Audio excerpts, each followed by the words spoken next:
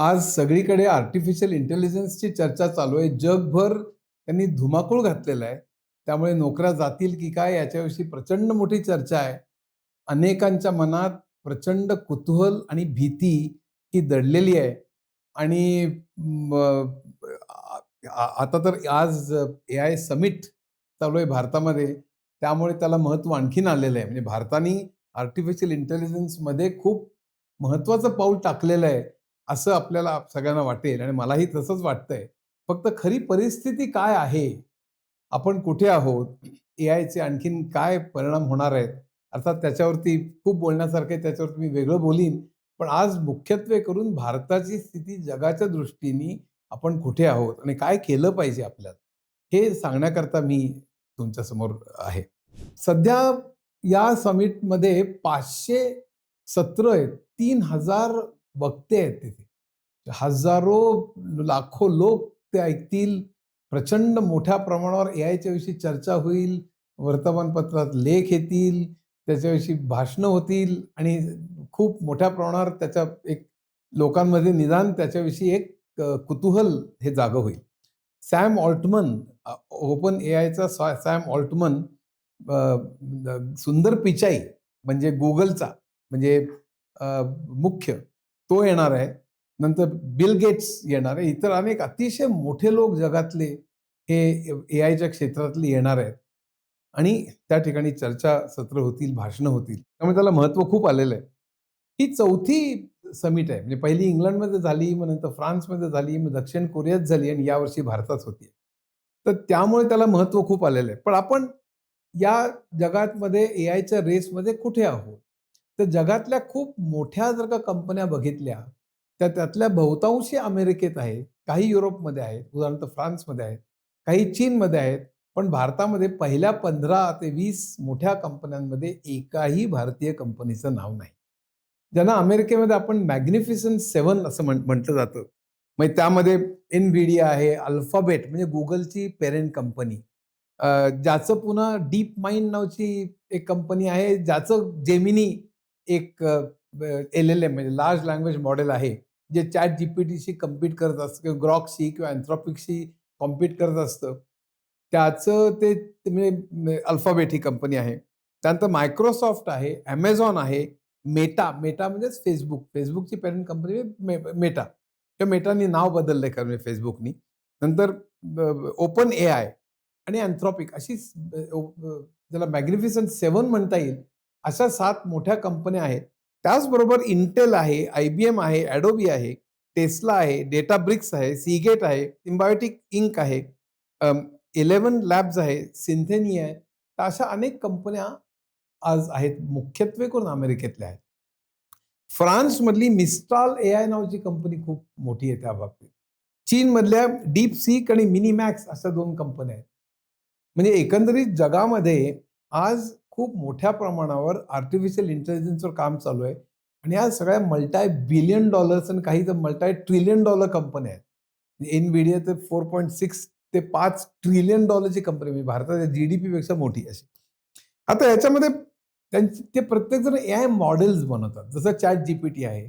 जीपीटीमध्ये सुद्धा models GPT-2, GPT-3, GPT-4, 3.5 मग 4 मग 5 आता आलेलं आहे. आता आणखीन पुढे जास्त जोरात चाललंय. तर अशी जी मॉडेल्स बनतात, ती मॉडेल्स जगामध्ये कुठल्या देशांची किती आहेत ते पहा. ती त्यापैकी युरोपमधली 3 आहेत. अमेरिकेतली 50 मॉडेल्स आहेत. कारण एवढ्या मोठ्या कंपन्या आणि प्रत्येक कंपनीची मॉडेल्स आहेत. चीनमध्ये 15 मॉडेल्स आहेत. चीनमध्ये, जगामध्ये जी प्रसिद्ध आहेत आणि जी वापरली जातात अशी आणि जी कम्पीट करतायत.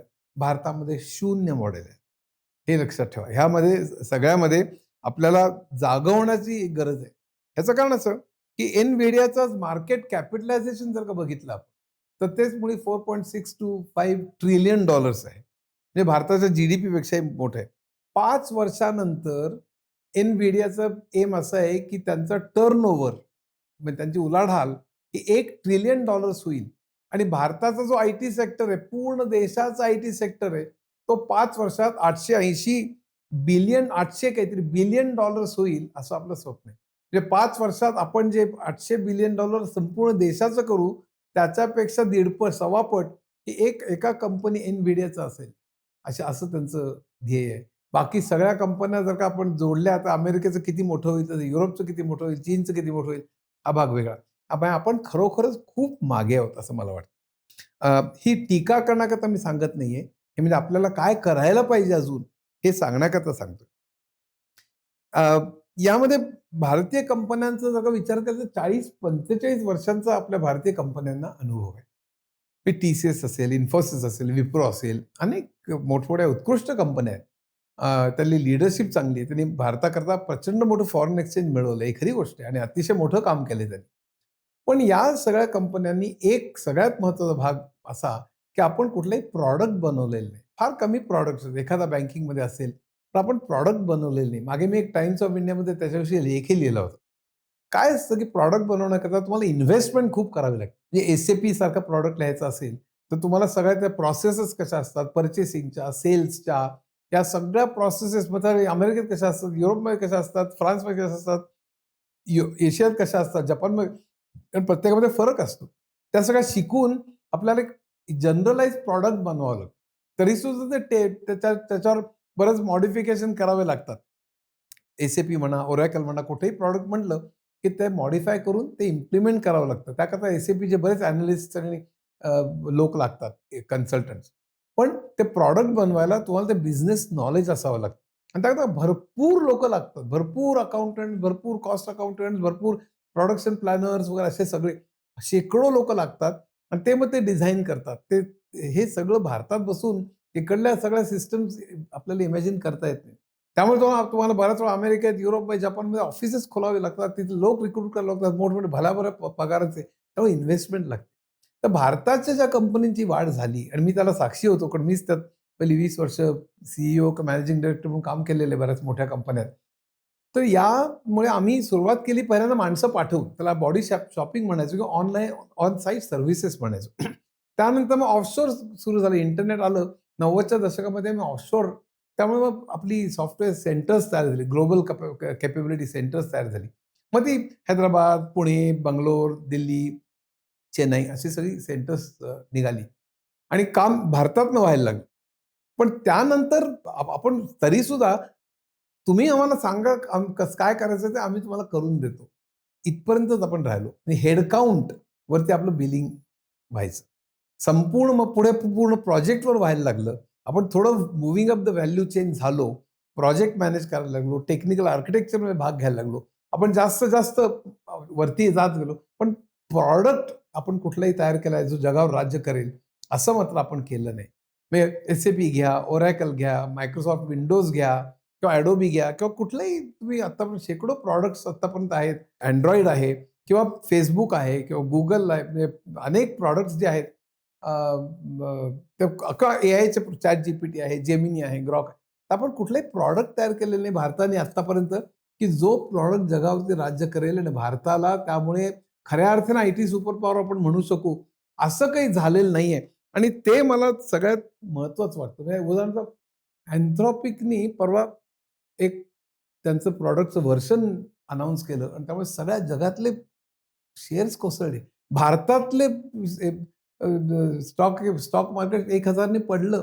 ह्याचं कारण असं, की ते मॉडेल जे होतं, ते मॉडेल आत्तापर्यंतच्या मॉडेलपैकी सगळ्यात प्रगत मॉडेल असं मानलं जातं. सगळ्यामध्ये प्रचंड स्पर्धा चालू आहे. म्हणजे सध्या कॅलिफोर्नियामध्ये वॉर आहे अक्षरशः. ओपन एआय विरुद्ध जेमिनी विरुद्ध अँथ्रोपिक विरुद्ध ग्रॉक. हे सगळी मंडळी आता हे नवीन वर्ष निघालं, की ह्याच्यापेक्षा चांगलं, ते त्याच्यापेक्षा चांगलं. कारण ह्या सगळ्यांना माहिती आहे, की ह्याच्यामध्ये जो एआय रेस जिंकेल, तो जगावरती राज्य करेल. आणि त्या सगळ्या या एआयचा परिणाम ह्या सगळ्या क्षेत्रांवर होणार आहे.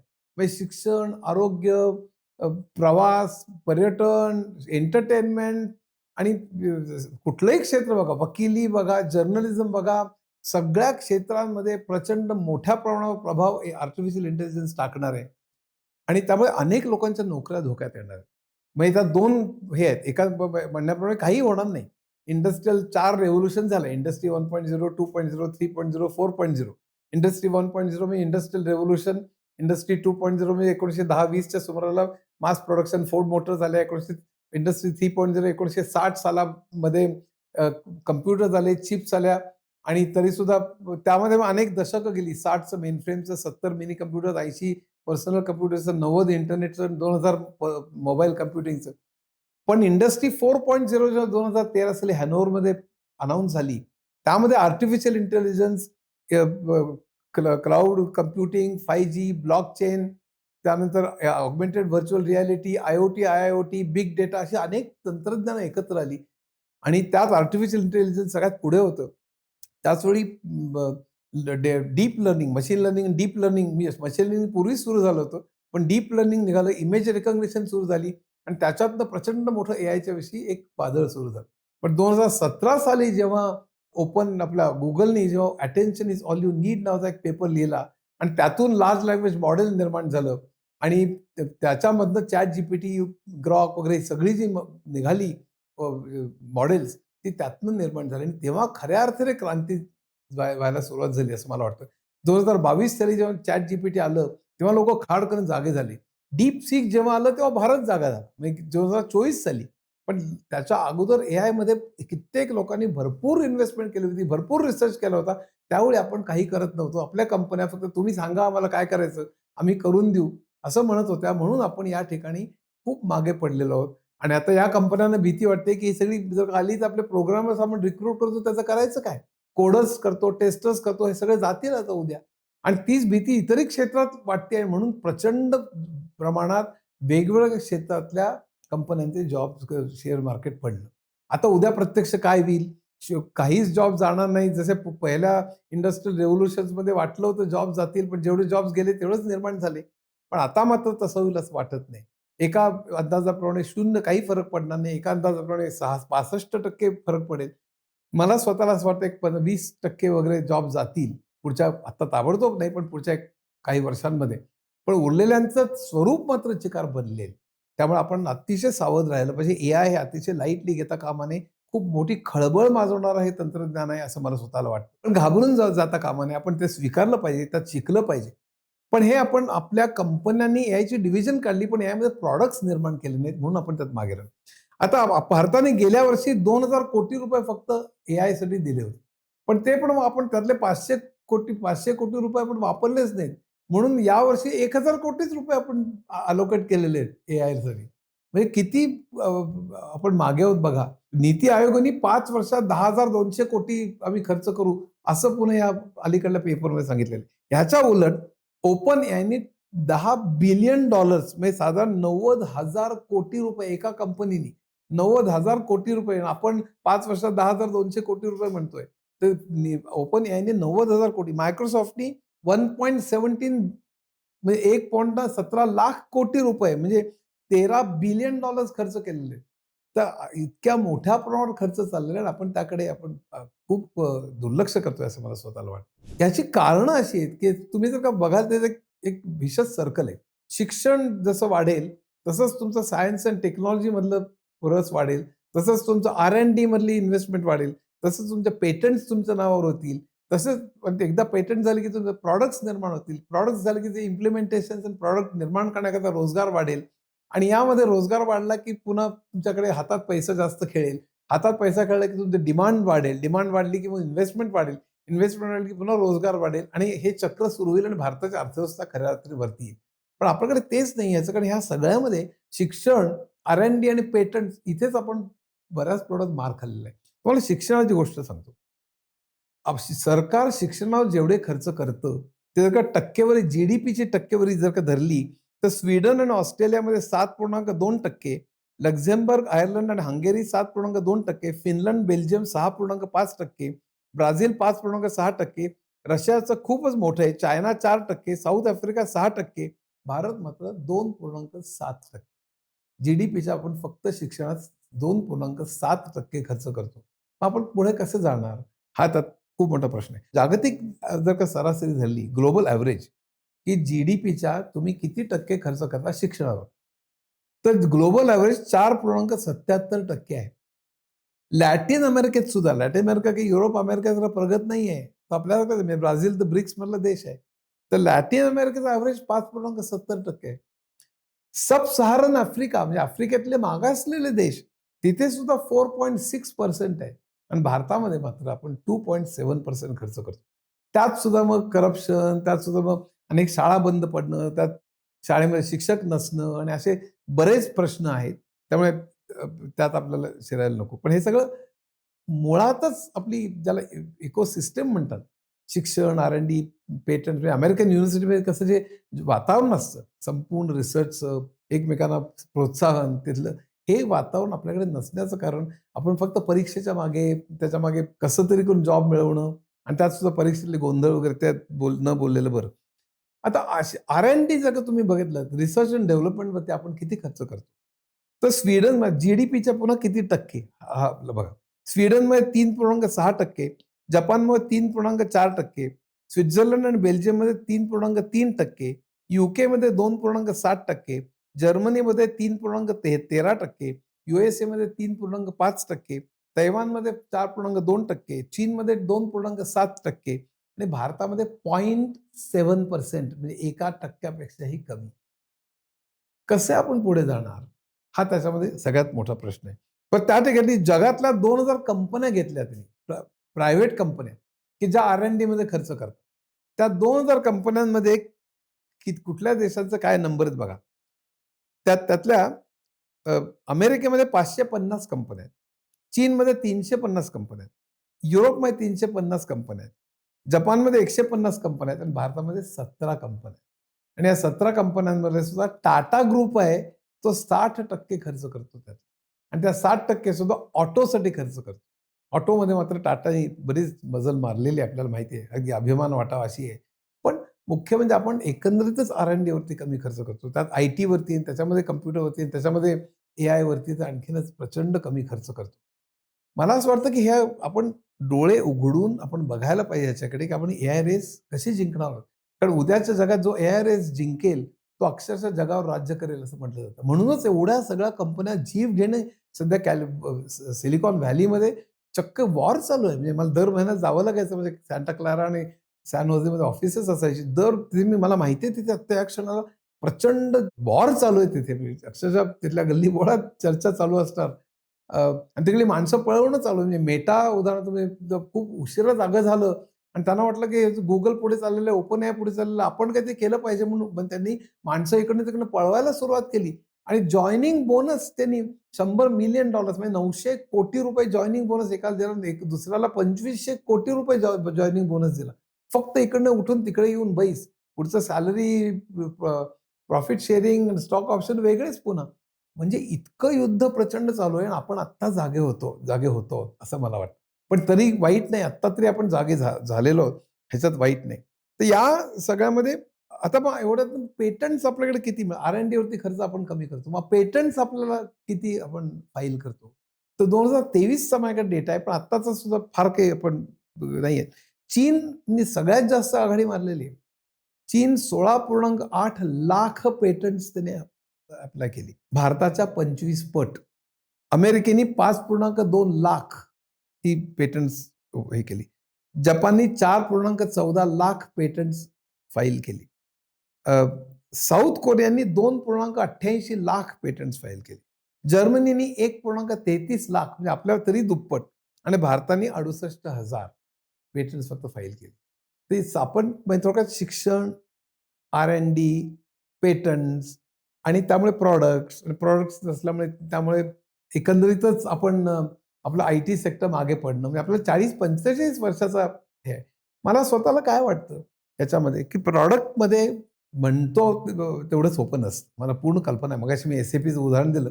तसंच कुठल्याही प्रॉडक्ट करता खूप इन्व्हेस्टमेंट लागते. आता सुद्धा एआयसाठी अक्षरशः 10,000 हजार जी-पी-यूज लागतात NVIDIAचे. प्रचंड इन्व्हेस्टमेंट लागते. मोठी डेटा सेंटर्स लागतात आणि ती मॉडेल ट्रेन करायला खूप खर्च येतो. अर्थात त्याचे वाईट पण परिणाम आहेत, त्याचे क्लायमेटचे परिणाम आहेत, त्याला पाणी खूप लागतं, ऊर्जा खूप लागते. एआयचे खूप वाईट कसे परिणाम आहेत त्याच्यावरती आपण नंतर कधीतरी बोलू. पण मग त्याच्यात विषमता कशी वाढते, त्याला ऊर्जा कशी लागते, त्याचा युद्धाकरता वाईट कसा परिणाम होतो, तो माणसावर कसा राज्य करू शकेल, अशा अनेक परिणाम. जेफ्री हिंटन, हरारी वगैरे सगळे बोलतायत त्याच्याविषयी. त्यामुळे एआयला नियंत्रित केलं पाहिजे असं माझं स्वतःचं मत आहे. पण तो वेगळा विषय आहे. फक्त असं आहे की एआयच्या चांगल्या वापराकरता आपण एआयमध्ये प्रगती केली पाहिजे 100% आणि एआयच्या अलाइड जे सगळे इंडस्ट्री 4.0 मधल्या टेक्नॉलॉजीज आहेत, 3D प्रिंटिंग आहे, ऑगमेंटेड व्हर्चुअल रिअलिटी आहे, आय-ओ-टी, आय-आय-ओ-टी आहे, बिग डेटा आहे, 5G आहे, ब्लॉकचेन आहे. उद्या 5Gचं आता 6G येतंय चायनामध्ये तर प्रचंड मोठी प्रगती 2030 पर्यंत 6G येणार आहे. ब्लॉकचेन हा तर अतिशय मोठा प्रकार आहे. म्हणजे बिटकॉइन्स आणि क्रिप्टोकरन्सीमध्ये बरेच वाद आहेत. लीगॅलिटीचे पण बरेच वाद आहेत. पण ब्लॉकचेन ही अतिशय ग्रेट टेक्नॉलॉजी आहे.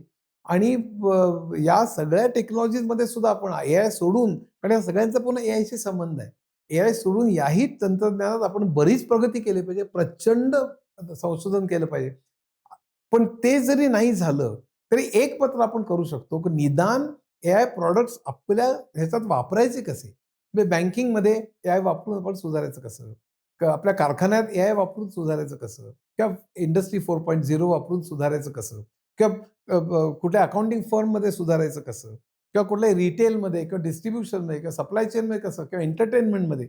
एंटरटेनमेंटमध्ये धुमाकूळ होणार आहे. सगळं स्क्रिप्ट रायटिंग उद्या ChatGPT किंवा LLM करेल. उद्या मोठमोठे सिनेमा तयार करणं, उद्या गाणी तयार करणं, उद्या चाली लावणं हे सगळं आज करतंय. चित्र काढणं. परवाच अमेरिकेत एक स्पर्धा झाली त्याला एका चित्राला प्राइज मिळालं. त्यांनी अनाउन्स केलं तर कोणी पुढेच आलं आणि नंतर लक्षात आलं की ते चित्र एआयने काढलं होतं. असे चिकार गोष्टी घडतायत. म्हणजे हॉलिवूडमध्ये चक्क नटांनी आणि म्हणजे अभिनेत्यांनी आणि प्रोड्युसर्सनी आणि अनेक लोकांनी संप केला होता. की आता एआयमुळे आमचं सगळं नष्ट होईल की काय? तर हे सगळं वादळ आहे हे लक्षात ठेवा. हे अनेक क्षेत्रांमध्ये हे उद्या धुमाकूळ घालणार आहे. त्यामुळे निदान आपल्या क्षेत्रामध्ये एआयचा वापर कसा करायचा? जसं एस-ए-पी आलं तेव्हा एस-ए-पी इम्प्लिमेंटेशन कुठल्याही कंपनीत आपण कॉस्मेटिकची कंपनी असेल, मॅन्युफॅक्चरिंग असेल, सप्लाय चेन त्यात कसं इम्प्लिमेंट ह्याच्यात बरीच वर्ष गेली. तशी एआय इम्प्लिमेंट करण्यामध्ये बरीच वर्ष जातील. पण पुढच्या 5-10 वर्षानंतर एआय त्यांच्या पण नोकऱ्या खाईल की काय अशी शंका आहे. त्यामुळे 10 वर्षानंतर काय होईल हे कोणी सांगू शकत नाही. कोणी जर का धाडस केलं तर मी त्याला हार घालायला तयार आहे. स्वतः जेफ्री हिंटन ज्याला 2 वर्षापूर्वी फिजिक्सचं नोबेल मिळालं, हासाबिस ज्याला केमिस्ट्रीचं नोबेल प्राइज मिळालं किंवा अनेक लोक एलॉन मस्क त्यांना विचारलं की पुढच्या 5 वर्षात काय होईल किंवा 10 वर्षात ते पुढच्या वर्षात काय होईल ते आम्हाला सांगता येत नाही. तर 5-10 वर्षात काय होईल कोण सांगतं? तर मला असं वाटतं की त्यामुळे आपण सावध आणि सजग राहिलं पाहिजे. एआयचा वापर करून आपली प्रॉडक्टिव्हिटी कशी वाढवता येईल आणि आपण या स्पर्धेत कसं पुढे जाऊ हे बघितलं पाहिजे. आणि आयटी कंपन्यांनी आता तरी जागं होऊन निदान आपण ह्याच्यामध्ये गुंतवणूक वाढवून रिसर्च करून आपण प्रॉडक्ट्स कसे बनवता येतील आणि जगावर आपण राज्य कसे करू शकू आणि खऱ्या अर्थाने आपण आयटी सुपर पॉवर कसे होता येईल याकडे आपण लक्ष दिलं पाहिजे. तसं केलं तरच भारत खरं म्हणजे पुढे जाईल असं मला वाटतं. धन्यवाद.